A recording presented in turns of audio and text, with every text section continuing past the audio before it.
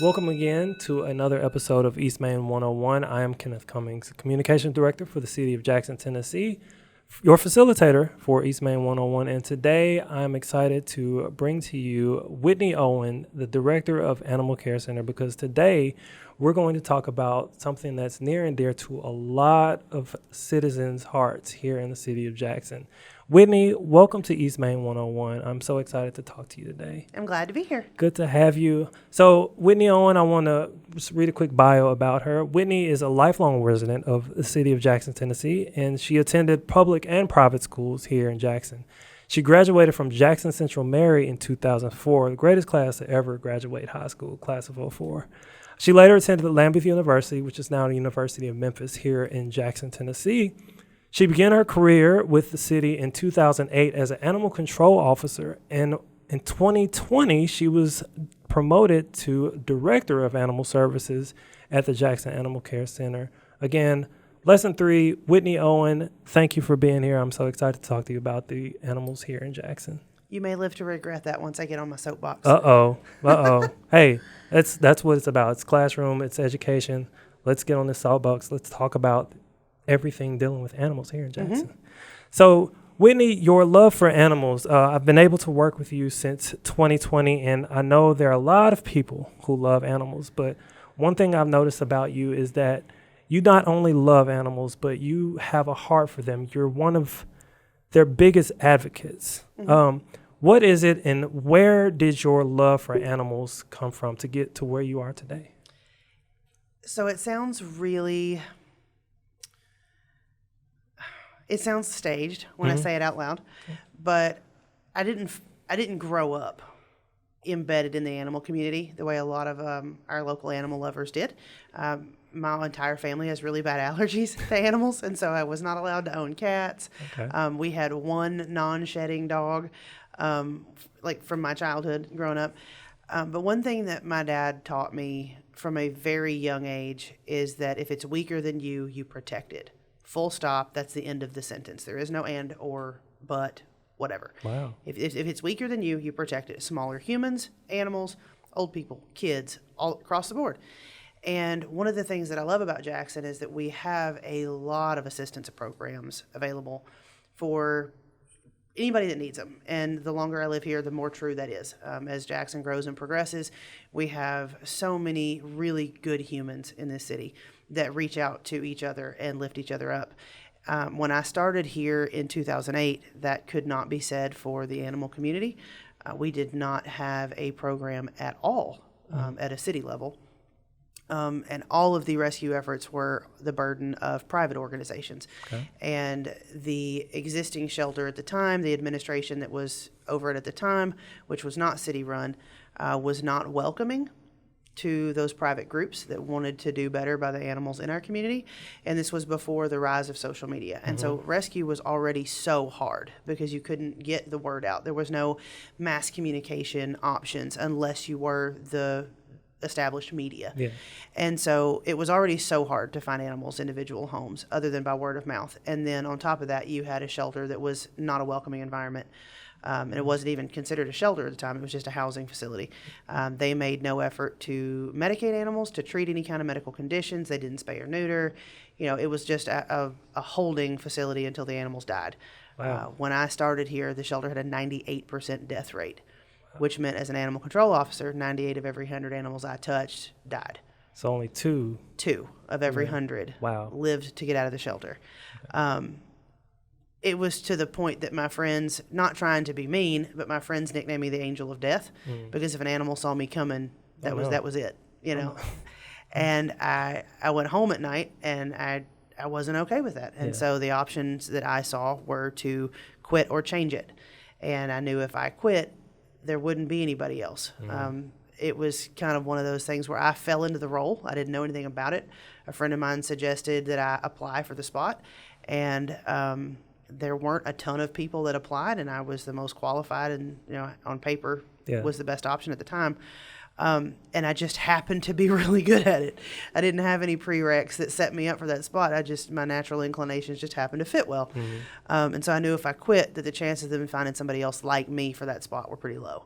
And things would have continued the way that they always had been Yeah. And so I had the option to run away and be sad somewhere else, or be the catalyst for change. Yeah. And thank God that we have a city full of people that see the same pipe dream Yes. that I did. And I was able to sit down with them and talk to them, and we were able to trade ideas and suggestions and whatever.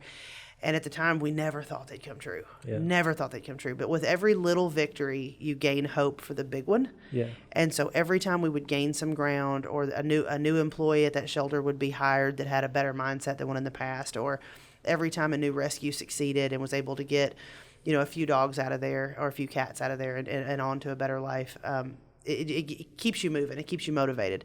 And then discipline kicks in when the motivation fails. Yeah. And so over the years, those people that could close their eyes and see the same dream that I did, where the weakest ones among us are not the forgotten, that somebody does stand in that gap for them and go, hey, this isn't cool. This is not okay. You don't have to like animals, but you're not going to treat them like this. Right. The fact that we have that group in Jackson, they just needed a representative at a municipal level where somebody could go, hey guys, this is possible. This is an option. This is what, the progressive communities are doing. This is how we can make Jackson a more attractive place to live. This is one of those things that we can do to put Jackson on the map for something positive, because Jackson is unique in West Tennessee in that we are one of the largest towns or cities in West Tennessee. We don't compete with Memphis for much of anything because they are so much bigger than we are. And so it's hard to compare ourselves to them, but we are the biggest city around here other than Memphis. Right. And so we kind of need to lead the charge because this entire end of the state looks to us. Yeah. And so, well, if Jackson's not doing it and they're bigger than us and they've got more tax base than we do and they've got more money than us, if they're not doing it, then we sure don't have to do it. Yeah. So in order to lift, we rise together. If we can lift ourselves up, we lift up all the communities around us as well. Right. And so over the last several years, we've seen Lexington and Henderson County have animal control for the first time ever. Now Humboldt over the last year or so has a really good animal control officer and a more progressive program. They're getting a new shelter. So we are literally leading the charge in West Tennessee and improving the lives of all the animals in West Tennessee by being the example for the smaller communities. And being able to do those things has kept me motivated. That's where my love for animals comes from, is they don't have anyone to speak for them. They are incapable of doing so. I love people. I love that we live in a city where no matter your situation, you have options for help if you need it. But the animals didn't have those options. They didn't have the people to speak for them. They needed somebody. And I was in a position to do that. And the way that I had been raised is Matthew 25:40. Whatsoever you do unto the least of these, you've done unto me. And so that kind of became my mantra. And until they can speak for themselves, which they're not ever going to be able to do, Right. it's our responsibility as good stewards of our environment to be that voice. Yeah. So I mean, here we are 16 years later. And there doesn't say the least of these humans. I mean, animals, we love animals. I see how people love their dogs and they love their cats. And they, like you said, they can't speak for themselves. So we need to be good stewards to take care of those that we love, and that includes our animals, our dogs, our cats. And I don't care where you fall on the spectrum of religion or spirituality or any of that. If you're an atheist, some of the best humans I've ever known are atheists. They treat people and animals and the world around them so much better. And it's not because they're in fear of a long-term punishment. They just know it's the right thing to do. But then as Christians also, if that's what you believe, we are challenged to be good stewards of the things that he gives us. Right. And I think that disrespecting something that he took the time to create, if you fall into that demographic where you believe that's how the world came around, it's kind of disrespectful to not take care of it to the best of your ability. And you can interpret that particular Bible verse however you'd like. And you've got some that swear that animals are not going to heaven. And then you've got some, I fall into this camp, that can pull 4 or 5 verses out and go, hey, if animals don't go to heaven, then what are these things talking about? So you can fall wherever you want to on the interpretation spectrum. But no matter what, I don't think he would approve of some of the treatment that I've seen animals receive in this town and nationwide. And you've seen a lot, because at Animal Care Center that we currently have, it's the facility. I encourage all of you who are watching to go visit the current animal care center, even if you're not adopting. If you want to go, we'll talk about this. If you want to go volunteer to help walk some of the dogs, if that's an option, there's a volunteer option for the animal care center. I invite you to check out the current animal care center at 23 Pinnacle Drive. With what you do, what I've seen you do since you started in that facility, I mean, it's amazing how much y'all do in that small amount of space for the humans that work there and for the animals. Just kind of talk about the current center, and there is a new center coming soon. Thank God. Talk about the current animal care center and what you all do there versus what's coming down the line on Canalco. Okay. So the current facility historically was the Humane Society. It was an old warehouse building, been around since the mid-'80s. I got nosy and looked it up. It's been around since the 80s. The Humane Society that previously existed in Madison County bought it and started operating there, I think, in 2004, if I'm not mistaken. Okay. So the year I graduated high school was when this facility started housing animals. Right. And it was set up to be a humane society, not a municipal animal shelter. And the difference in those two things are humane societies are privately run. They have no obligation to pick up anything. When they're full, they can go, sorry, we're full, we can't take anything. And they can have an indefinite shutdown of intakes. We are now a municipal facility, and animal control functions out of there. So animal control has to respond in a public safety fashion, no matter what. Right. So if there's an aggressive dog, or there's a dog that's been injured, or there's a cat that's been hurt, or something like that, animal control has to be able to respond. 'Cause these are actual officers, like with badges and that says animal control officer. Yes, and these officers respond to 3,000 calls a year for service inside the city limits of Jackson. Wow. That does not count Madison County. That's just inside the city limits of Jackson. We have 2 officers, and those 2 officers respond to 3,000 calls a year. Wow. For different things, welfare checks, cruelty investigations, aggressive dogs, injured cats, dogs hit by cars, domestic disputes where an animal has been injured, stray dogs running loose, cat infestations, feral cat colonies. You imagine, if you can imagine it with domesticated animals, we've dealt with it. We responded to a pig running loose a few months back. Hold on. It gets better. I personally, when I was an officer, had to wrangle 27 geese into a refrigerator box to be transported to a different location because they become a nuisance where they were. Pigs and geese. Pigs and geese. The occasional mini horse, goats more often than you would think, and chickens. So many chickens. So yeah, I mean it's we joke it's like 8 to 80 blind, crippled, or crazy. If it's domesticated and it lives in the city of Jackson, we've dealt with it. Wow. So yeah, it's 2 officers, and so they have to be able to do their job and maintain public safety. So we don't have the luxury of being able to go, nope, sorry, we're full. Now we have assumed what we call a managed intake. So owner surrenders are by appointment only because by law and ordinance, we don't have any obligation to take owner surrenders. Okay. We don't have to do that. We do it as a service because we know that there are some situations where people just have no other option and they have to surrender an animal that they've had for anywhere from 6 months to 10 years. Yeah.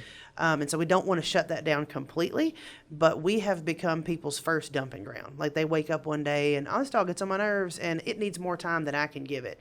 Let me just take it to the shelter. I get where you're coming from. Life's stressful. We're all adults. We're all stressed. Yeah. Don't get an animal if you don't want to commit to that animal because we don't have the resources to take the 400 owner surrenders that we've gotten calls about since January 1st. Of this year. 400 of them. Wow. I have a waiting list over 70 dogs long today, and I have people every day. The minimum is 2. The most we've had calls about in one day is 18. People want to surrender dogs and cats. We've had 31 cats come in the last 10 days. Wow. So yeah, it's insane. So the difference is we don't have the option to say no, we're full. If it's a public safety risk, we have to take it. And so to do that, we have 2 options. We can kill animals to make space, or we can make space via adoption and rescue transfer.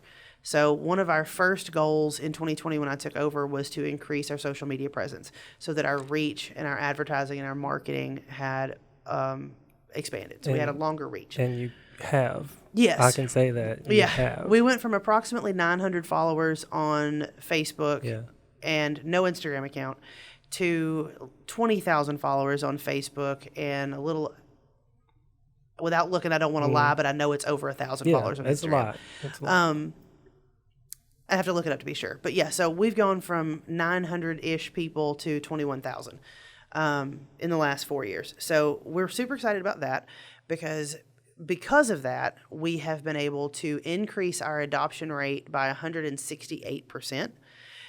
When I got to the shelter in 2020, we had 17 dogs that had been there longer than 6 months. We had 11 that had been there over a year. We had all of those dogs adopted out in the next 60 days. Once we started, hey, this dog's been here for 541 days and started putting their information out there. We got really good quality pictures of them. The staff started really working with them. So they were leash trained, they were crate trained, they were housebroken, they were great with kids, they were good with other dogs. And so we started getting really good pictures and marketing those dogs. And we had all 17 of those dogs out of the building within 60 days. That's great. And so now the longest we've had a dog in the building in the last 4 years, we had one dog that was there 8 months, and that was because he was so big that he was super sweet, but he was just so big that people were intimidated by him. Yeah. And he finally got adopted at the end of last year. Wonderful. And so we do have one or two here and there that'll stay for 4 or 5 months, but when that hits, we start a social media campaign about that dog, and we push that dog. Okay. And we send emails out to our rescue followers. We start reaching out to our contacts going, hey, can y'all share him? Do you know anybody? Can he come to y'all city? Do y'all have a foster available? Start trying to shift him around and find a more amicable audience, maybe somebody that he fits in, better with. Like if you've got an Akita here and nobody wants it, try a colder climate, that he may do better in Nebraska. Or if you've got somebody in New Jersey that wants an Akita, you start kind of hunting around and finding a spot to put them as opposed to just what we've done historically, which is round them up and kill them. Now, all that to say, we've had some issues come up where people are like, well, y'all are supposed to be no kill. There is not a shelter in the country right now that is actually no kill, that is not euthanizing animals, that is an open intake facility. And so you mentioned Humane Society versus shelter. Yes. So when you say no kill, most of those are for, if I'm not mistaken, like Humane Society, they don't kill or Euthanize. Yes, they don't euthanize. That completely depends on your okay. definition of adoptable. But when it comes to shelters like what we have. Yeah, Humane Societies don't euthanize for space. Right. It's once they're full, they're going to be full until they adopt animals out. They're not euthanizing for space. They're privately run, they're not municipal. If you've got municipal shelters, and you've got a lot of those that are no kill because they only take in what they know they can place. So they're not taking aggressive dogs. They're not picking up strays off the street. Right. They're not taking owner surrenders that have bitten 4 people. Okay. They're not taking in, the dog that's 12 years old that has end-stage heart failure from heartworm infestation that has lived on a chain for the last 9 years.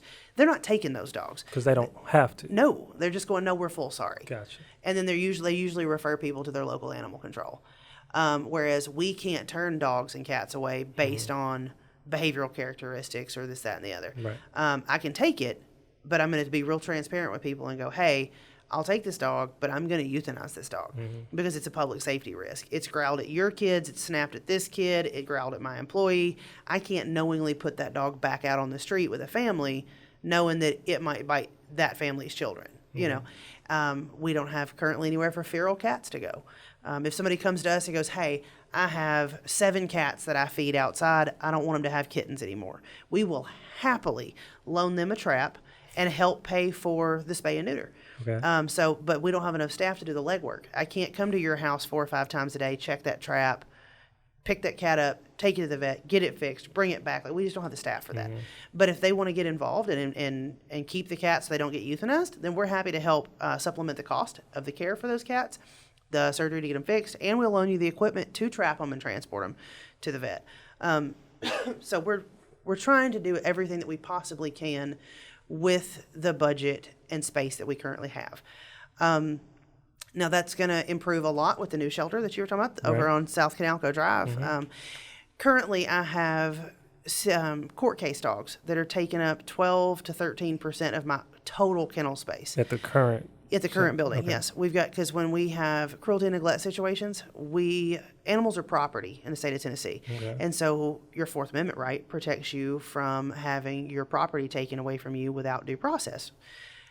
animals are property. So I can't just come, my officers can't just come to somebody's house and go, you're not feeding your dog the way we want, so we're going to take that. You can't have it back. That's not legal. And so in order to do that, we can't seize your dog unless your dog is in danger of imminent death or serious bodily injury. So if you're just kind of not feeding it, first we try to educate the owner and go, hey guys, this is not how this dog needs to be cared for. This is proper nutrition. This is how it needs to go. We're going to give you 14 days. We're going to do sporadic checks through then. At the end of the 14 days, if the dog's appearance has improved, if it's gaining weight, if you're taking this to heart, then we're going to continue to work with you in the future. We'll get you where you need to be nutrition-wise, and everybody's in a good mood. That works 60, 70% of the time. Okay.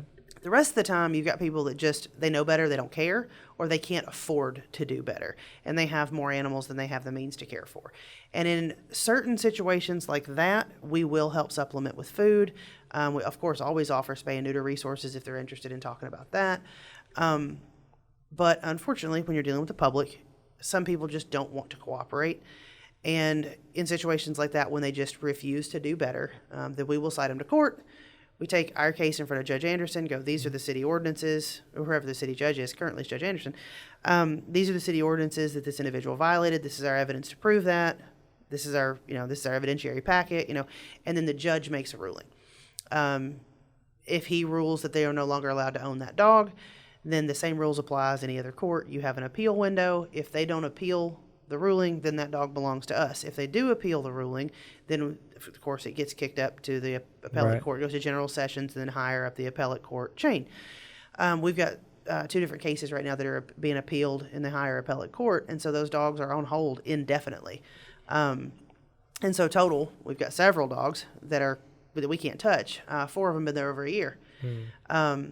So they're taking up a large quantity of our space right now because it was originally designed to be the Humane Society, and so there was no separate area to house, potentially aggressive intakes or court holds or anything like that. It was all just kind of general population.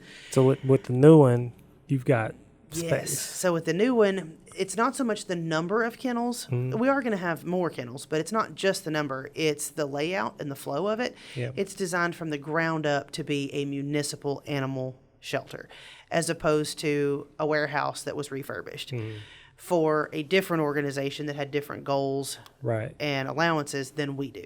So the flow is going to be a lot better. It has a specialized separate area to house court case dogs, so that they're not holding up the flow in the chain of intake quarantine, medical protocol, adoptable. Like there's a chain that's supposed to happen, and they're currently taking up. I've got 14 intake kennels total. At the current facility. And that counts strays on stray hold, aggressive dogs, court cases, the whole thing. 50% of those are taken up with these court case dogs. So I have half of my available intake space that is able to be used currently. Whereas when we move to the new facility, I have 14 intake kennels plus a designated court hold area. So it removes those dogs from that flow completely.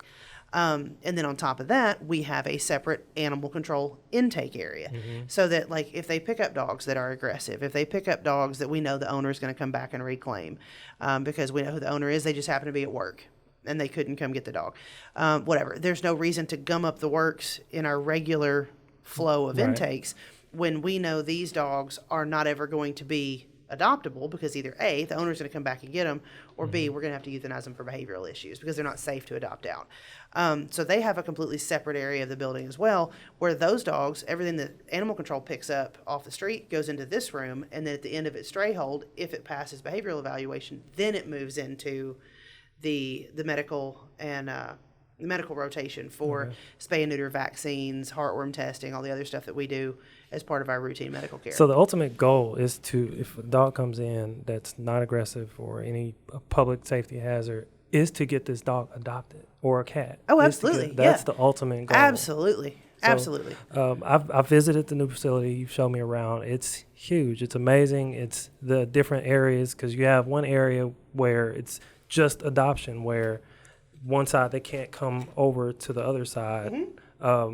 So kind of explain in a nutshell, like the process of how long it takes for, if you get an animal, stray animal that's again, not a public hazard, how long it takes for if I see a dog and I wanted to adopt it, or if I see that you post it, or do you even post a dog that you just pick up? You have to wait until it's adoptable, or how does that work, the whole process? Completely depends on the scenario. If it's an owner surrender, we don't post it until it's ready to be adopted. Gotcha. And how long does that take? It depends on the dog, and of course, obviously, any kind of physical condition it had when it came in. We test all of our dogs for heartworms.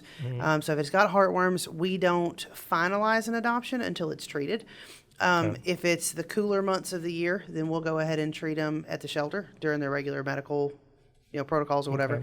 During the hot months, currently in our facility we have now, we don't have air conditioning, and heartworm treatment is very physically difficult on the animal being treated. And so it's better to be done in a cooler environment, a calmer environment. It's not a shelter. Yeah. And so what we'll do is we go ahead and spay neuter, we do vaccines, all that other stuff. Then we post the dog as available. And when somebody's interested, we go, hey, this dog's fantastic. You're totally welcome to go ahead and take it home. It does, however, still need to do heartworm treatment. So instead of you paying an adoption fee, how about you take it home, let it settle in for a week or two, get comfortable with you guys so it's not stressed, and then we'll set up an appointment. You take it to the vet. We pay for it.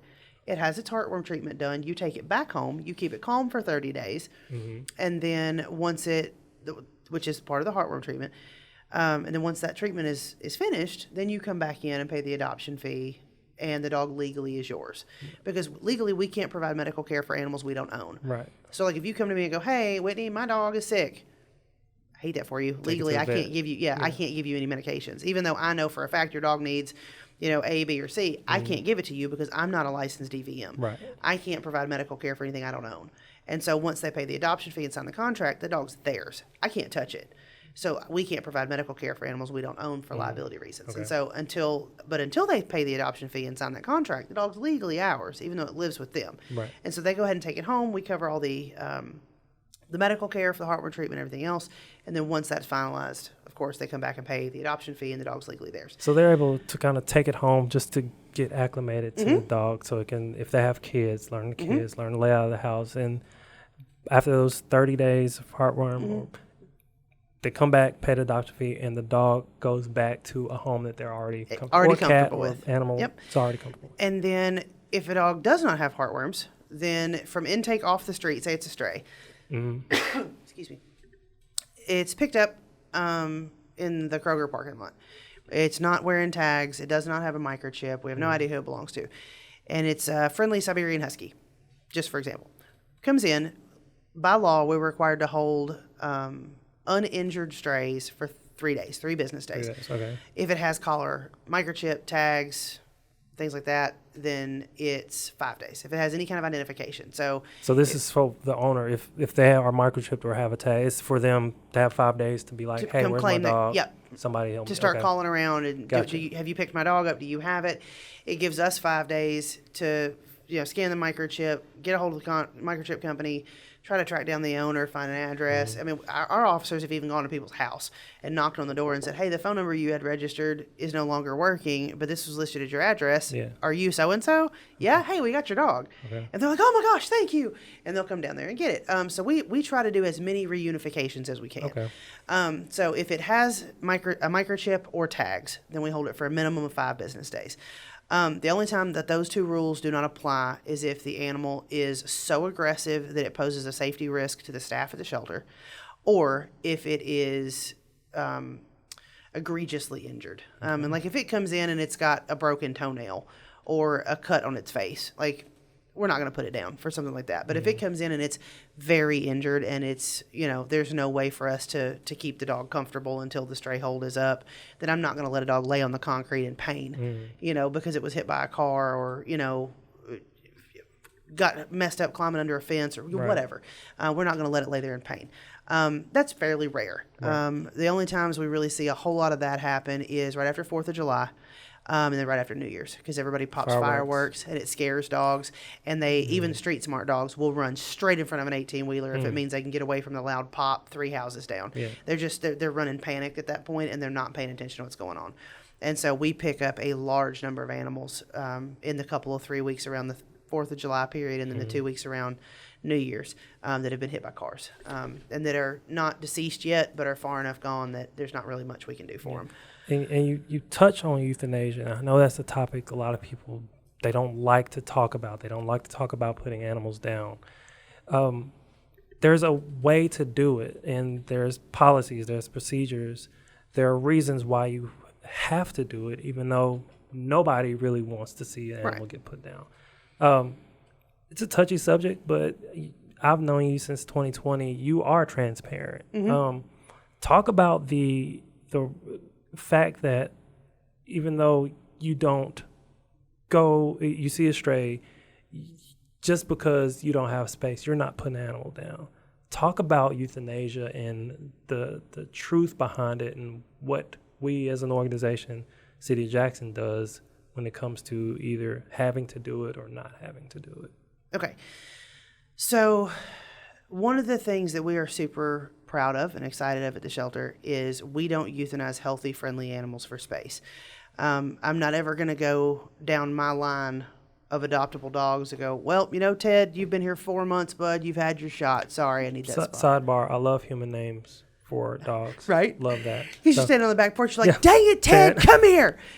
Stop it, Kevin. It's hilarious. Yeah, we don't want Ted just because, we need more space. We're not going to put Ted down. Right. He's a healthy dog. Right. He's healthy and he's friendly and he's dog friendly, and he sits, he stays, he rolls over. He just happens to be 96 pounds worth of shepherd mix, and we haven't found a home for him yet. On another note, Ted got adopted last week. Wonderful. So shout out we're to super Ted. excited about that after 6 months.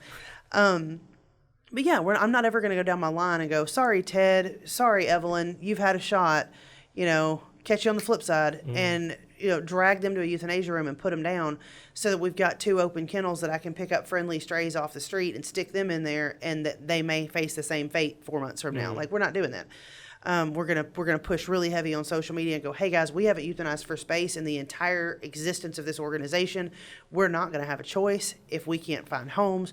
Adoption is the only thing that makes this possible. We've got to get these animals out of here, and we take really good pictures and we push them and we post them and we share with folks, and fingers crossed, it has worked every time we've had to do it. Yeah. And it doesn't always give us a whole lot of extra space, but it buys us some breathing room, So talk about why you have to. If we do euthanize an animal, there was absolutely a reason behind it. That reason is going to vary depending on the situation. Okay. Excuse me. Like I said, if we pick an animal up that's been hit by a car, its back is broken or its pelvis is shattered, I can't fix that dog. I could dump $10,000 into that. It's not a budgetary issue. I can dump $10,000 into that dog. Yeah. It's not going to recover. And it is cruel and inhumane to allow that dog to lay on the concrete, hoping maybe we'll find an owner in 2 or 3 days. If it doesn't have tags or a microchip, I don't know who that dog belongs to. We have 70,000 people in this city. Dogs can wander for miles. I don't know. Did he get out of his yard 3 streets away, or has he been on his own for 4 days? Is he on the other side of the city? Is he supposed to be? We don't know. Because he's from another county. Right. Did he jump out of somebody's car in the PetSmart parking lot 4 days ago, which has happened? We don't know. And so I can't let that dog lay there and suffer, hoping we're going to find you. I have to work with the information that I have. Right. And if you don't put tags on your dog, if you haven't microchipped your cat, I don't know.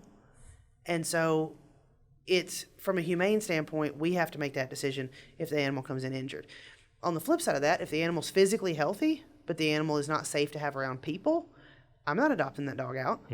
I mean, I've been in this career field for 16 years. I have seen children mauled. I don't mean like the family's golden retriever got kind of snippy and bit him on the forearm. I have had to fish a kid out of the lake at the end of Rainbow Cove off of Hollywood, where 5 adult pit bulls dragged the child down the road, and he jumped into the lake to get away from them. And when EMS finally fished him out of the water, he was wearing the waistband to his boxer shorts and 1 sock. That's it.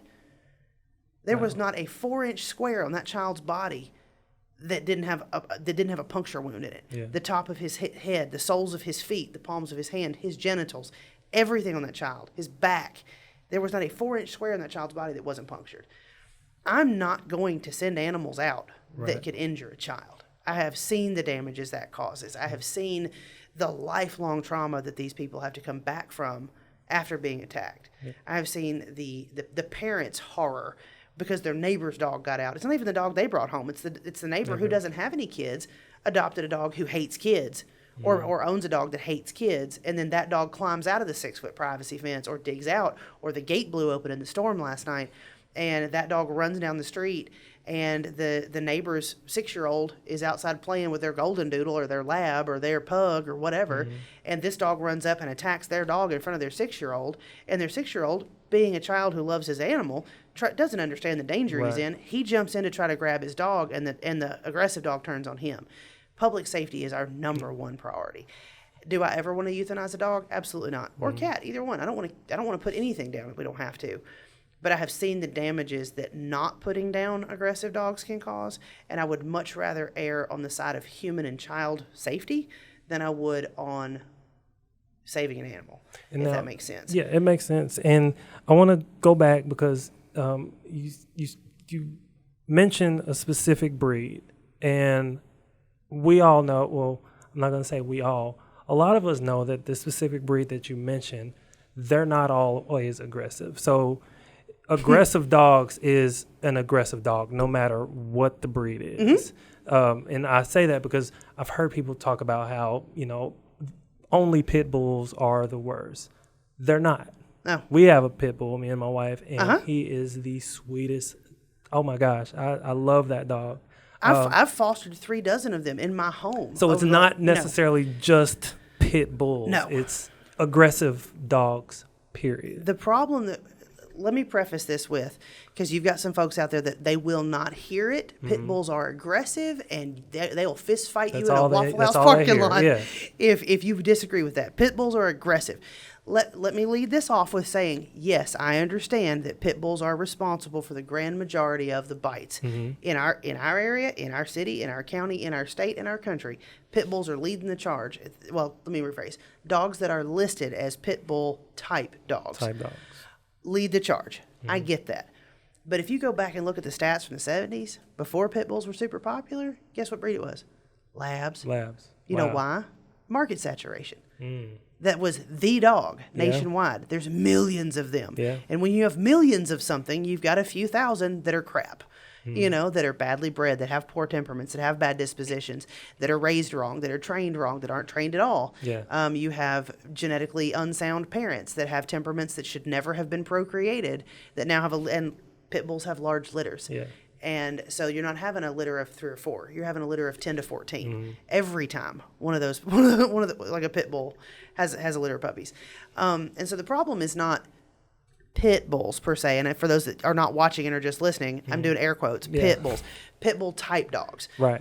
Because you and I both know that anything with a square, blocky head is considered a pit bull. They are the most overbred dog in the country right now. There are millions of them everywhere.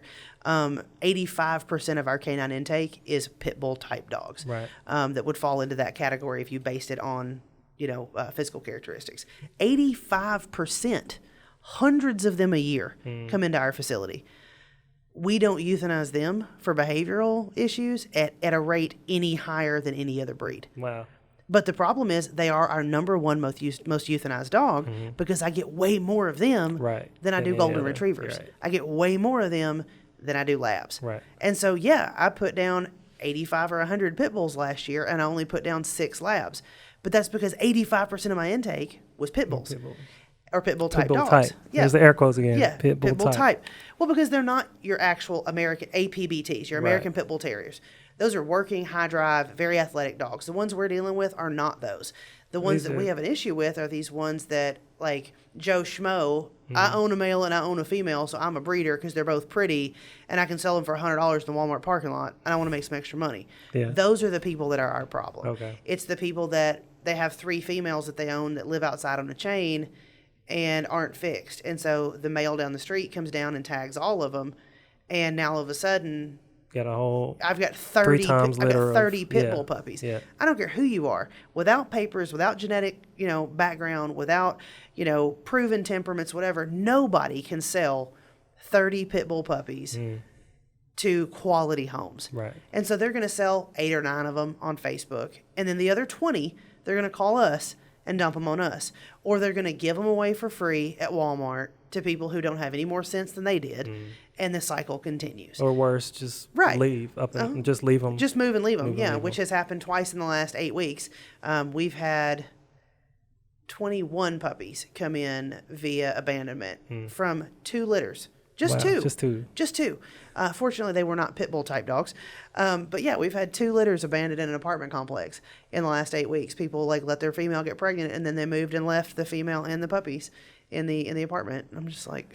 So just FYI, it's aggressive dogs as a whole. Aggressive, not necessarily always pit bulls. Right. We don't make any sort of breed decisions. Right. It's not one of those things where, if a pit bull comes into the shelter, it's in more danger. No. Mm-mm. We don't make any breed generalizations. We don't go, it's a pit bull, watch out, because every single one of us at one point or another at the shelter, all of the staff have loved one. Even if we didn't own it, I've owned several, but we have a couple of staff members that have never owned one, but they love on them every day. Like they know for a fact these dogs are not aggressive. Right. We're not going to make any, generalizations against the breed. But the problem is, and it is an indisputable fact, not just here in Jackson, nationwide, they are the most overbred dog in America. They are the number 1 most euthanized dog in America, and they are the number 1 most abused dog in America. That's Period. Point blank. And that holds true for Jackson individually as a microeconomy. Like if you just look at it from our location, or if you look at it on a nationwide level, the statistics hold true. So you mentioned about how they're the number 1 most bred dogs, and we grew up in a time where Bob Barker was our babysitter. Mm-hmm. We would watch Price is Right, and at the end of all of his segments, all of the shows, he would say, have your pet spayed or neutered. What's the importance of having your pet spayed or neutered? At one point, I didn't know what the difference was, but now, knowing you and getting more education on animal care, spaying and neuter, I know the difference. But what's the importance of doing that for the animals here in our community? Simply to prevent overpopulation. That is the importance. I am not, as we specified earlier, I am not a licensed DVM. I'm not a veterinarian. I'm not going to debate the science behind it with people, simply because I don't feel like I come from an educated enough location to have that discussion, because science is always evolving, and we're always learning new things, and there's new treatments being developed, and there's new discoveries being made. 15 years ago, when the real big push for spay and neuter everything first came out, with the rise of social media and the ability to reach large groups of people easily, we were told that spay and neuter has a lot of health benefits as well. And my experience level, I still maintain that unless you need to keep your dog unaltered for whatever reason, if you are, an AKC registered breeder, if your dog has a medical condition, if your dog is a working dog and you need that drive and that and whatever, if there's a reason, or heck, even if you just by God don't want to spay and neuter your dog, spay or neuter your dog, if you can be a responsible pet owner and prevent unwanted pregnancies, cool. I'm not going to stand here and argue with you. I know a lot of folks that don't have their animals fixed, but they're responsible pet owners. And when their females are in heat, they're confined indoors. They're not allowed outside unsupervised. Their males don't wander out here, unsupervised, doing God knows what with who knows what. But those people are not the majority, unfortunately. In our area, what we're seeing is just irresponsible ownership, period. The people that own the animals that are responsible for our overpopulation issue in Jackson are not providing top-tier care at any point across the board. Their dogs live on a chain. Their dogs live outdoors 24/7. Or their dogs are outside on a chain for 16, 18 hours a day. Or their dog goes outside unsupervised to use the bathroom, and it's gone for 7 hours, and they don't bother to go look for it. So it's just across the board irresponsible behavior. It's not just the spaying and neutering and lack thereof. So overall, responsible pet owners. Yes, that's responsible pet ownership across the board. Across the board. Nobody makes you have a dog. Right. You chose at some point to own a dog. Do it right, or don't do it. It's not. That's it's like anything. Right It's like anything else. Yeah. You choose to own a car. Okay, Right. It makes your life a lot more convenient. It enriches your life because it gives you the ability to go here and there and everywhere. But there's rules that come with owning a car. Right. You got to do it a certain way. You can't just drive willy-nilly all over the place. You can't go, well, I need to be over there and it's 200 yards that direction and I own a 4-wheel drive and that's a field, I'll just drive across it. You can't do No, that. you maintain the decorum that is expected, and Right. you operate your vehicle in a safe manner for everybody. Same thing with animals. Same thing with animals. You're going to own an animal. I don't see them this way, but the law views them as property. If you choose to own this type of property, do it in a way that doesn't inconvenience your community. You know, don't let your dog run loose to drive your neighbors nuts. Right. We've got a neighborhood right now. We have either 3 or 4 different live traps set out for all the stray dogs in the neighborhood. Jeez. Every one of those dogs has an owner. Yeah. We know where 3 of them live. We can't get the owners to answer the door so that we can go, hey, put your dog up. You know, nothing. Like, they just don't care. And so they're inconveniencing all of the really good people around them who maintain their properties, who mow their grass, who are contributing members of the community. Who take care of their animals. Right. Or who choose not to have them Or because choose they not to don't have want them. the trouble that come with Right. them. Whereas these people don't do any of those things. They just want an animal. Right. They just, for whatever reason, oh, well, my kids want a dog. Well, does your kid pay rent? Does your kid have a job? No, 'Cause, your kid's 7? Okay, well, your kid doesn't get a vote. Animals are, I mean, they are a lot. It's like another person in the house. There are bills. Right. Their vet costs. I cannot tell you the number of times in the last 16 years I have had a whole grown human look me in the eye and go, oh, that's not my dog, that's my kid's.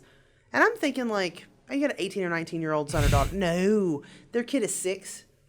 That's 7. their kid dog, not 6 or 7, and then we go through the whole thing. I'm like, well, ma'am, I need you to understand, you have some options. If you decide this is too much and you don't want to deal with it anymore, you can sign the dog over.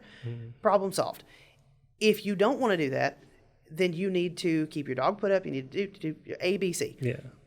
If you choose not to do that and this behavior continues, I will cite you to court. Those are your options. And she said, well, I don't know if I can get rid of it. Let me go ask little Timmy. Little Timmy is 7, Susan. What do you mean go ask little Timmy? Like, you're basing whether or not you as a grown human have to miss work and go to court for failure to follow city ordinances based on the whim of a 6-year-old who believes Bob the Builder is real? Like, come on now. But you would not believe the number of asinine things along those lines that we hear regularly. Wow. And it's like, oh, well, they wanted a puppy. Well, I'm glad that they wanted a puppy. You're a great parent for letting your kid have a puppy. You're a crappy human for how you maintain the dog now that you own it. Because your 6 neighbors who are all over the age of 70 have had to get out on their hands and knees and pick their trash up out of their yard, half-rotted food and muddy paper towels, 6 weeks in a row because, Fido over here won't stay in your yard because, shocker, he's a dog and doesn't understand what a property line is. And because you're irresponsible, you're causing your neighbor's property value to go down because people drive through looking at houses for sale and there's stray dogs running loose all over the place. They don't want to live there because they can't imagine their children being safe playing in the front yard because dogs running loose all over the place. There's trash strewed everywhere. There's dog poop in everybody's front yard. Whatever. Like it's not a good look, and people don't think about it that way. But it's very disrespectful to your neighbors to not be a responsible dog or cat owner. And by that, being responsible is not saying that the dog is your kid's because it's your dog. Right. These are your kids. Yeah, your kid wanted the dog, but your kid didn't go to the animal care center to adopt the dog. No, you had to go and sign. They didn't buy it in the Walmart parking lot. Right. Like, this is America, baby. Minors can't own property. Like, that's not your dog, baby. That's not little Timmy's dog, boo. That's your dog, and you're the one going to have to stand up in front of the judge and explain it. Not little Timmy. Wow. And the neighbors down the street, they're not coming to jump little Timmy the next time your dog tears their trash up. They're coming to see you, bud. Oh my gosh. So overall, again, be responsible pet owners. Yeah. For any property, be responsible with it. Yep. But the spay or neuter thing, I mean, you're talking hundreds of unwanted animals a year, and these are not well-bred, quality. And I hate to say they're not going to be on the Thanksgiving dog show. No, they're not going to be in the Westminster at all. And I hate to say they're not quality dogs because they're good dogs, but they're not a high pedigreed. There's no genetic line. Right. Like, you're not making money off these dogs. It's because, so and so. Their mama, their female dog has loose morals, and daddy was a traveling salesman because they are animals and they don't have higher cognitive function and they don't understand the ramifications of what they are doing. Their instinct is to procreate like every other thing in nature. As humans, it's our responsibility to make sure that doesn't happen unless we have a plan in place for that. Right. So you've got quality breeders that are breeding dogs for a purpose. They are trying to better the breed. They are breeding, quality working dogs that are bred to have a job and to have that drive. Your military working dogs, your police dogs, your protection dogs, your detection dogs, your farm working dogs. You've got, your herding dogs and your livestock guardians, and like you've got sport dogs like your like the American Pit Bull Terrier. It's a hog hunting dog. It's a working dog. They're one of the most athletic breeds on the planet. They're one of the strongest breeds on the planet. They're super smart. There's so many really positive things about them. But when you're not health screening your parents, you're not temperament testing your parents, and you get so many people out here trying to create new breeds, and they think that everything with a square head's a pit bull. So they're breeding this. It's such a mutt. Like we've done the embark on a couple of them, and just the mix is insane. Like it's got there's boxer and hound, and American there's a way bulldog that y'all can test to see what kind of breed it is? Oh yeah, anybody can. Okay. It's the DNA test we're doing for people. You do it for dogs. Huh. But there's specific DNA for different breeds, Right. and so you can do the swab on the inside of the cheek and send it off for your dog, and it'll send you back what they call an embark. It's Okay. EMBARK, Okay. And it sends you back the genetic link. So like if obviously yours and mine are going to be very different, Right. but like if I go and send mine off, it's going to tell me that I'm 0.6% Pacific Islander, because obviously I glow in the dark, I don't tan. Then I'm, the grand majority of my genes are going to be like Scots Irish, Right. German, maybe some Northern European. Like I'm a real white, Yeah. pasty, and I glow under black light. But same thing with the dogs. They can tell them, this, 12% Beagle and 6% Irish Wolfhound, whatever. And the ones that we've gotten back are just asinine. Like we got one back that this guy had talked about for so long about how, this dog's a pit bull and it's this, that, the other. It's got this genetic line and this genetic line. And then it got adopted by somebody else. And she sent us the embark the embark report on it like 6 months later. It had Shih Tzu in its bloodline. You know what I mean? Like it's been crossbred and inbred with anything, because it's like 4 or 5 generations worth of mutt. Right. And it just happened to be born with a square head. It looks kind of like a pit bull. Pit bull type. Yeah, pit bull type dog. But it had husky, it had Shih Tzu, and there was another random one, Basset Hound. It had Basset Hound in its genetic Those lineup. are three totally Right. different types of dogs. Mutt. Heinz 57 to the bone. But this guy had insisted with me and argued with me that this dog, I couldn't neuter this dog. It wasn't even his dog. He just saw it and thought it was pretty, and it was just such a shame that I neutered this dog, because this dog ought to be able to breed and have puppies, because he was so pretty and such a genuine, part of the breed, and he was specimen. That's what I'm looking for. Specimen. He was such a good specimen of the breed. It wasn't even a specimen of the breed. He's a mutt. But you have uneducated people that are breeding dogs and allowing these dogs to breed indiscriminately. And so you're not breeding quality dogs. You have a human aggressive mom and a human aggressive dad that have puppies that are genetically predisposed to be aggressive. And so even with proper training, even with proper raising, you've got puppies out there that aren't safe even at 6, 8, 10 months old. We're getting them in. People are giving them away in the Walmart parking lot when they're little, and then they're unhandleable and untrainable because of their genetic predisposition. By the time they're 8 or 10 months old, people are just abandoning them. They're opening the door and turning the dog loose, or they're dumping it, on one of these side roads, in the city, and just turning them loose. And so then they become the city's problem. They become the neighbor's problem. They become our problem. And then I can't knowingly adopt out a dog that's going to growl at strangers, chase children, try to attack the FedEx driver. Like, we can't send those dogs out. So we have no good options, because every sanctuary in the country is drowning. Yeah. There is nowhere to send them to. Fortunately, the public has been very understanding, because we are very transparent. We don't try to hide or doctor our numbers at Right. all. They've been very understanding when we break it down and explain it to them. But you're always going to have a few detractors. If you're not making people mad, you don't believe in anything hard enough. I don't think. But people are like, well, you could send them to a rescue. You could send them to a sanctuary. Find me one. Because I've been doing this 16 years. I know every rescue and every sanctuary within 250 miles of Jackson, Tennessee.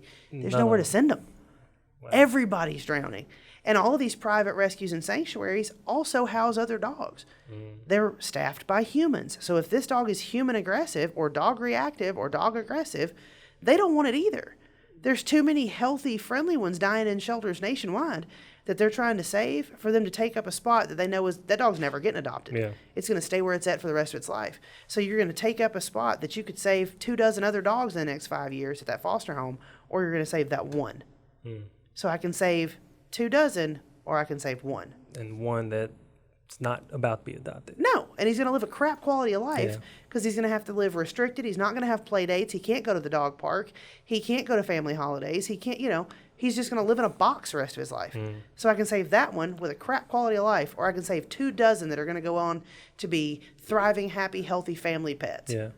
I'm sorry. I'd rather for the numbers 24. win. Yeah. The numbers I win. Totally understand. And we euthanize about 30% of our overall intakes at the animal care center, and all of that is based on behavioral and medical conditions. Gotcha. We're not putting down anything that's healthy and friendly. Just basically, we don't want it. We don't want to do that. No, at all. So absolutely not. Animal care, you are a public facing, and I say that because a lot of people in public can come there and actually talk to you and adopt animals. So there are a lot of events that you put on. One recently that you had was the fur ball. I've attended that, and it's a nice little swanky is what we call it, event where people can see some of the animals that are up for adoption. Just real briefly, just talk about some of the events that you possibly have coming up this summer. So summertime is a difficult event time because it is so hot in West Tennessee in the summer. So if you're doing an outdoor event, you got to be prepped for that.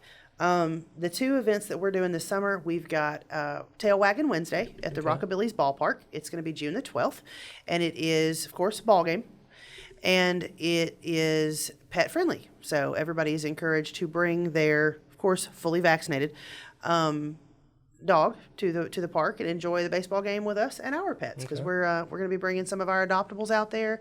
I'm going to bring one of my personal dogs. We're just going to make a good evening out of it.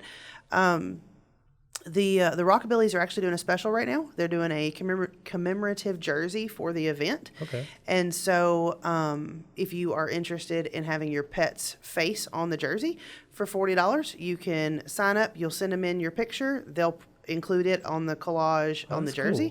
Cool. You get a ticket to the game, and you get a ticket to the tailgate party before the game. Tailgate. So, yep, I like that. Tailgate. Ha, ha. See what we Love did there? puns. Yep. It's very punny. But yeah, so we're going to do jumpers, hot dogs, hamburgers, tailgate party before the actual game. It's pet friendly as well. And your dog gets to be immortalized on the jersey. Wow. And then you get a jersey as well to take home with your dog's picture on it. That's cool. So it's a lot of fun. We're looking forward to that. And then July the 27th, that weekend, we're doing Pets Rock Fest. Pets Rock Fest. Again for the third year. Okay. We're really excited about that. It's not our most lucrative, but it is our largest event of the year. It's the Jackson Fairgrounds. We've got a little over 4 vendors that come out selling anything and everything you can imagine pet related, from pet jewelry to pet training to fencing and hair dyeing for your pet, and literally everything. Vegan puppy cookies and traditional raw kitty food, and just anything and everything that you can imagine for your pet will be on sale that day. That's awesome. And then all pet related items as well. We've got people like fencing companies come out there. Pet insurance companies will have reps out there. Petco and PetSmart usually have reps out there to talk about the products they offer. And then the highlight of the day is, if you are not familiar with Doc Dog, you should look it up. It's super fun. We are their only West Tennessee stop on their national tour through the U.S. And so they come down every year and set up and have competition, and it's all day long. And what a lot of people I don't think realize is you don't have to be papered or titled to compete. Anybody and everybody can sign up to have their Doc Dog compete. Right. And it's like, if you picture like duck dogs, when they go out, they run and leap out into the water to fetch the duck and bring it back. Yeah. It's kind of like that, only it's a stationary dock and a swimming pool. Right. And then it's measured in how far they can jump, how high they can jump, and how fast they can retrieve And it can an be item. any dog. It can be just a nationally bred, top tier dog to as a responsible pet owner, my little mutt can, or my little derby dog can run out there and go up to the edge, touch the water, be like, I don't want to do this. Yes, Any exactly. any dog can be a part Yep. of it. So our winner the last couple of years is a Whippet, who is, she's gorgeous, but she leaps 26 feet off the end of that dock. Right? Wow. Yeah, it's insane. But then we also have Studley Dudley, who is a Mastiff, and he likes to swim, but he doesn't float. And so his mom has to put a life jacket on him so he doesn't drown in the swimming pool. And he doesn't leap off of anything. He kerplunks off the end of the dock. And then he swims around. He didn't retrieve anything either. He just swims around in the water, and then he refuses to come out because he's big and it's hot. So they have to lasso him with the pool cleaner loop and pull him to the edge, and then his mom has to like lead him up the ramp with a treat. Oh my gosh. So yeah, it's fantastic. It's great. And then 2 years ago, after he competed, it wasn't even his turn. Another dog was about to go, and Dudley decided he was hot. And since he's a Mastiff and he's ginormous, he just hefted his bulk over the 5-foot wall of the pool and decided to halt the competition so that he could go swimming again. Dudley needs to be the mascot. Dude, I love Dudley. He's my Dudley, favorite part of the whole love event that. every year. So that's But yeah, so anybody can come compete. We're also going to do a couple of new things this year. We're bringing back the dunk tank again. So some of your favorite Jackson famous folks are going to be in there. If you love me and want to give me a bath because it's hot outside, come dunk me. If you hate me and you want to watch me almost drown in really dirty ice cold water, also come dunk me. out. Either way, we'd love to have you there. awesome. Pets Rockfest. That's Yep. And then new thing that we're gonna do this year. We're trying to put it together. I gotta see what we can wiggle around, but we're gonna try to do slip and slide kickball. okay. Just for funsies, because it's just hilarious. For the humans? Yeah, for the Or humans. No, okay. for the humans. And then of course we have the water jumpers too. Yeah. We have the big inflatable water slides for the kids. Okay. It's $10 a piece for adults to come in. Kids 12 and under are free, and it gives you access to everything. You don't pay for anything else except food after you come through the door. And we are going to have 5 different food trucks there, so it's going to be a good day. It's going to be a lot of fun. Pets are of course welcome. We're going to have doggy ice cream available as well. So if you want to come and you get a treat and your pup gets a treat, and y'all just hang out and visit with like-minded folks all day, it is a pet-friendly event. Bring your friendly pups and come on. Tailwagging Wednesday and Pets Rockfest, 2 amazing events for the Jackson Animal Care Center. So, Whitney, for these educational podcasts, I have what we call pop quiz. It's just 3 questions that I ask our guests just about them. We get to learn just a little bit more about them. So it's not really a pop quiz. There are no multiple choice. It's just what comes to mind or just what you think. Put when me I on the ask spot, questions. Put huh? you on the spot. Okay. Another pun, maybe? I thrive Spot? under pressure. Yeah. It's okay. So the first one, if you had a chance to sit in a room about the size of this studio, and all of a sudden the door opened and 15 puppies came running in, what would be the breed you'd love for it to be? Well, I'm going to sidestep your question for a second and just say that question is asked by somebody who's never had to deal with 15 puppies. Because you're going to get pooped on. There is no way that 15 puppies are in a room this size and we don't get pooped on. It's happening. Okay. But the breed that I would be willing to face that gauntlet for, I love all of them. But corgi puppies. Oh my god. Oh my god. They're I so can cute. see their little butts running in. Yep. And the thing is, puppies are not even my favorite baby animal. Okay. Baby goats are my favorite baby animal. They're the cutest dadgum thing ever. Wow. The cutest thing. And I'll go down a whole rabbit hole with that, but I love baby goats. So I'm trying to think of. But- I don't know if I've ever really seen a puppy corgi because they're all. I'm gonna send you a video. There's a lady on TikTok that she's a breeder, and I don't follow a ton of breeders, but she breeds corgi puppies. Okay. And she calls them baby baked potatoes because they look like little different, because they're speckledy, when they're that little. And so she calls this is the extra pepper baked potato because it's the one with all the little black specks on it. And then we got the albino baked potato, or the plain baked potato, or the burnt baked potato. Like, it's the cutest thing ever. Okay. So yeah, corgi puppies, definitely. Corgi puppies. 15 of them. Yep. But we will get pooped on. We're going to get pooped on. Okay. But it'll be worth it. Worth it. Yep. Okay. So, number 2, the center is animal care. Animal care, not just dog care, cat care, animal care. So I'm sure you've seen your fair share of animals to come into the animal care center. So what is the most unusual or weirdest animal that's come into the center? Good question. The answer to that question is a tegu. A tegu is a carnivorous lizard akin to a monitor lizard that can grow up to 5 feet in length. Wait a minute. Hang on, it gets better. We picked it up as a stray, running loose in a neighborhood after we tracked it for 3 weeks to its nest under an unsuspecting woman's porch. In Jackson? Yep, off of Ridgecrest. A tegu? Tegu. T-E-G-U. So Tegu. big lizard. Big lizard. Translates to big lizard. But it had to be transported in one of those big black and yellow Lowe's totes with the lid that snaps shut. Yeah. How do you wrangle a tegu? Are they like aggressive, or are they just like They real can chill? be. It'll bite you. They're carnivorous. They eat meat. Huh. So yeah, it'll bite you. We catch poled it. I say we. I had nothing to do with it. I was not present. But one of our previous animal control officers, Sierra Wilson, who is the epitome of like farm girl. She ain't scared of nothing. Yeah. She found it. She tracked it for 3 weeks. Found where it was because she would find like, how do I politely put this, remnants of its dinner. And so she was able to do that. But then people would call saying they had seen it, but by the time we get out there, it was gone. And so it took her 3 weeks to narrow down where it was and to locate its nest.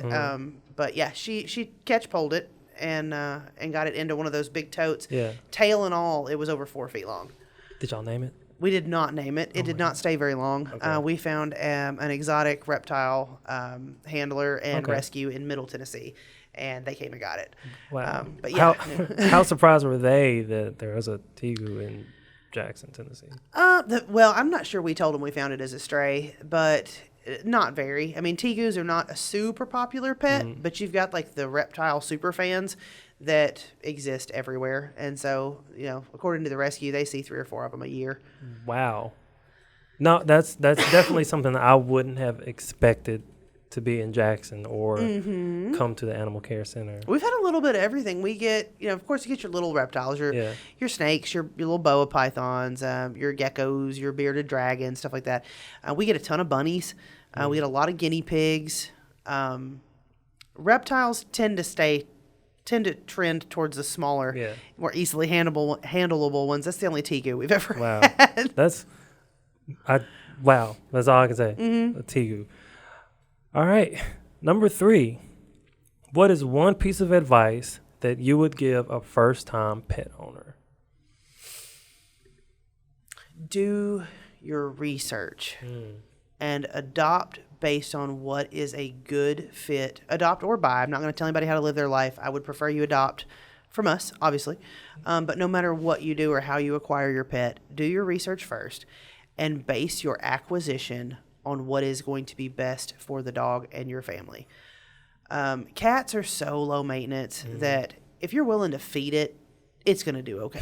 You know what I mean? Like, they're not pack animals. They enjoy affection. They enjoy being part of the family, but they don't have to be included in stuff the way the dogs do. They generally don't. They're not going to eat through your drywall or rip your carpet loose in your living room or eat half your couch or, whatever. We've had so many people since those military dog movies came out call us wanting to surrender Malinois and German Shepherds. German Shepherds and Malinois, those are working dogs. They attach those dogs to backpacks and jump out of airplanes with them. I'm sorry, Kevin, that dog doesn't need to live in your apartment at Cherry Grove. Martha, this dog doesn't need to live in your 1/3 of an acre backyard in West Jackson with 17 school children within 3 blocks of you, and you haven't bothered to do anything but throw food at the dog in a year. You don't want to train it. You don't want to work with it. You don't want to teach it anything. You expect it to just magically be the best dog ever, and that's not the way it works. Like, those are high drive, highly intelligent animals that if you don't train them right are smart enough to get themselves in trouble. It's not like some big dumb dog. Like, it's very, very smart. And all of that energy and that drive is going to come out. And if you don't give them an outlet for that and the proper training for that, it's going to come out in negative ways. And people don't think about that. They just, it's pretty, I want it. No, just because it's pretty doesn't necessarily mean it can't be aggressive. Right. It's like the doodle craze. Everybody's like, oh my gosh, a Bernedoodle is the cutest thing ever. Except that what the breeders are not telling you is that half the litter doesn't shed and half the litter sheds like you shaved it every day. You're going to come in every day, and it's going to look like half of a German Shepherd's in your floor because this Bernedoodle sneezed. Like it's just poof, and the hair falls off, And they're not going to tell you that that's 115 pounds worth of drool-ridden lapdog, like that needs training, and they have all these health issues, and you're going to have to spend $1,500 or $2,000 a year at the vet to adequately maintain these dogs. And if they do have a medical condition, those things run into the $2,000 to $3,000 for treatment range. And so do your research, because if you do your research and you're properly prepared, you can handle anything it throws at you because you know what's coming. But if you're just like, oh, it's cute, I want it, you're going to live to regret that. And so is the dog. And the sad thing is, if you don't train it and you don't socialize it and you don't do what you need to do for that dog, the dog may be nice to you, but a lot of these breeds are not going to be nice to other people. And so they're going to wind up as strays because they're going to get out of your yard, or you're going to dump it at my shelter with no warning. And then I'm going to have to make that decision to euthanize your pet because you didn't live up to the expectation that dog had for you. You didn't do what you should have done as a proper, responsible pet owner. And so now this dog is going to die because you couldn't be bothered to make a smart decision 2 years ago when you were trying to figure out which breed you wanted. So do your research. You will be thankful for it. Your lack of property destruction will be thankful for it. And the long-term solution, the long-term success of your relationship with your animal is going to be better for it. So do your research. Whitney, I told the people at the beginning that you are dedicated and you love these animals. It blows my mind how much you embody or truly take your dad's advice of caring for who cannot care for themselves, especially when it comes to animals. I could go on all day listening to all the things that I'm not a full-blown pet owner. I share a pet with my wife whose dog lives at her mom's house, but I love this dog like he's my own. And at some point, whenever I do become a pet owner, I want to make sure that I'm responsible. So even if I'm not adopting from the shelter, if I get one from somewhere else, I know who I'm going to come to make sure everything is okay. I'm going to come to the Jackson Animal Care Center, find Whitney, be like, all right, here's my dog, or here's my dog. I'm not going to get a cat. I'm not a cat guy. Here's my dog. I want to make sure I'm going to give it the best care. Teach me everything you know. So come here, Padawan. That's it. I just want to know everything to make sure that I'm a responsible pet owner. And I hope that our citizens who watch this truly take all of this in, because again, you're dedicated to these animals. You're dedicated to your job. You're dedicated to the team who works at the Animal Care Center to make sure that they're doing what they're supposed to be doing. And we're super happy to help. Like, it's not one of those things where I don't want you to wait till the last minute where you've exhausted every possibility and you're at your wit's end and this dog is driving you nuts and it's bitten your kid. And, don't wait that long. Right. Call me and go, hey, my dog's being a little jackhole and won't do what I tell it to, and it's tearing up my toilet paper roll, and I need to hire a trainer, and I need to know who to call. We have a list of people that we have worked with that we can vouch for are quality folks. That's wonderful. Owning a pet's not free. Right. Training is not free. We don't provide training. It's not something we do. But all of your trainers had to educate themselves. They had to go to school. They had to gain that experience. Like, it's not a free fix. If you're going to acquire professional help, you're going to have to pay for it. But there are solutions. We can always suggest resources. We can reach out to different people that we know. Like, we're happy to help as much as we possibly can.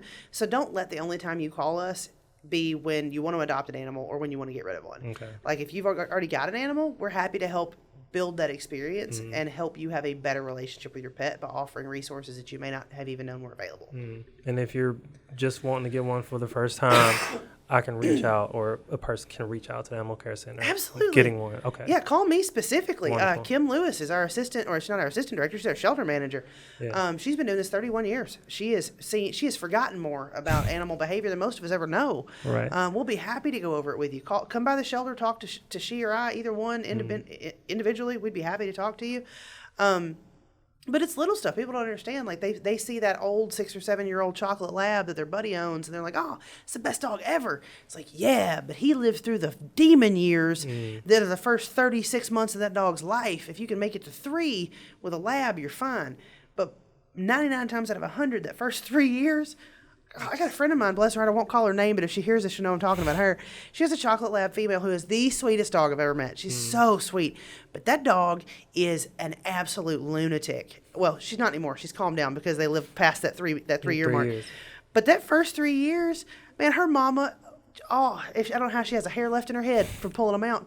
This dog got a hold of a whole gallon of vegetable oil while her mama wasn't home, dragged the gallon of vegetable oil onto the couch, and proceeded to chew the bottle apart, swallow probably a quarter of the contents, and then vomit and projectile diarrhea, the remnants of that oil, all over the part of the couch in the living room that she didn't spill the original oil on. And this is just one of the 72 shenanigans this dog got into that I'm aware of. So, like, you've got to be willing to put up with the malarkey that comes with owning certain breeds if you want to own those breeds.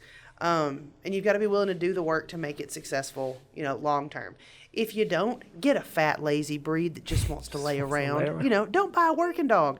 Don't buy a sporting dog. Yeah. Just get one that wants to just be on your couch. Lap dog all day. If you don't have a reason to have a working dog, get a dog to just Netflix and chill. And there's plenty of them that'll do that. We get them all day, every day. You've got breeders that breed working dogs that they're like, this isn't a work and drive dog. This is a pet drive dog. Reach out to them if you want an Australian Shepherd, but you don't want a crazy one. Tell them, hey, I'm looking for a pet drive Australian Shepherd. Okay. And that tells them that you're not going to be using it as a working dog. You want it to be a little calmer on the lower end of the spectrum so that you're not constantly having to deal with that energy rate. There's a top for every pot and a solution for every problem, but you got to know what you're looking for. Right. So if you've got questions, come talk to us. We'll be happy to help you. Whitney, thank you. Thank you. I mean, again, I could sit here all day and listen to all the things that I need to know to make sure I'm a responsible pet owner. Thank you for coming in to lesson 3 of East Main 101. So your homework for this episode is to visit our Animal Care Center website. And that website is animalservices.jacksontn.gov. Visit it, check it out. If there's an animal that you want to adopt, they have a list of adoptable animals. You can reach out to them on our website, on Facebook, Jackson Animal Care Center, on Instagram, Jackson Animal Care Center. And I found that number is actually 1,542 followers on Instagram. Oh, whoop, whoop, so look at us. They've crossed that 1,500 threshold on Instagram. So reach out to our Animal Care Center. Again, the website is animalservices.jacksontn.gov. That's it for lesson 3 of East Main 101. Don't forget to follow us on all of our social media channels. Visit our website, eastmain101.jacksontn.gov. Subscribe to us on YouTube and on Spotify, and again on all of our social media channels. Thank you for joining us again for this lesson. And until next week, class dismissed.